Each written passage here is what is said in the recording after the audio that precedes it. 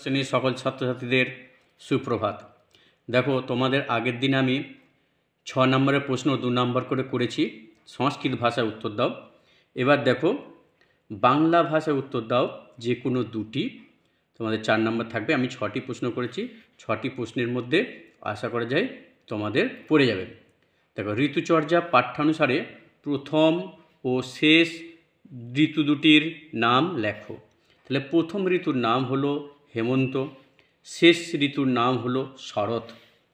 2 নম্বর প্রশ্ন, ঋতুচর্যা কার লেখা? উৎস লেখো। ঋতুচর্যা আয়ুর্বেদাচার্য চরকের লেখা। উৎস হলো চরক সংহিতা। 3 নম্বর প্রশ্ন, প্রতিজ্ঞা সাধনম গদ্যাংশে ছেলেটির নাম কি ছিল?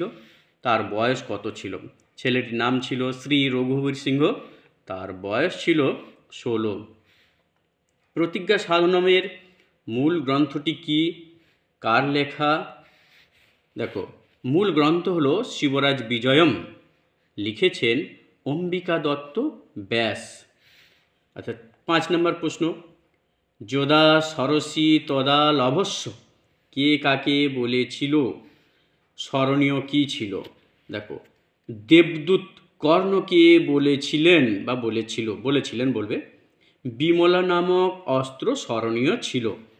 আচ্ছা, কর্ণ যে গাভীগুলি দিতে চেয়েছিলেন তাদের বৈশিষ্ট্য লেখো। বৈশিষ্ট্য অনেক আছে, তার মধ্যে তোমরা মোটামুটি বেছে বেছে লিখবে যে যার মতো করে, তবু আমি কয়েকটি লিখিয়ে দিয়েছি। ইন্দ্রকে যে 1000 বা সহস্র এক গাভীগুলি দিতে চেয়েছিলেন তার বৈশিষ্ট্যগুলি হলো তাদের দুধ অমৃতের মতো, চেহারায় হৃষ্টপুষ্ট, পবিত্র তরুণ, গাভীগুলির সঙ্গে বাছুর আছে, গাভীগুলির শিং সোনা দিয়ে বাঁধানো, আরও আছে। তোমরা যে যার মতো করে লিখবে। তো আমার ভিডিও যদি ভালো লাগে অবশ্যই লাইক, শেয়ার, সাবস্ক্রাইব করে সঙ্গে থাকবে।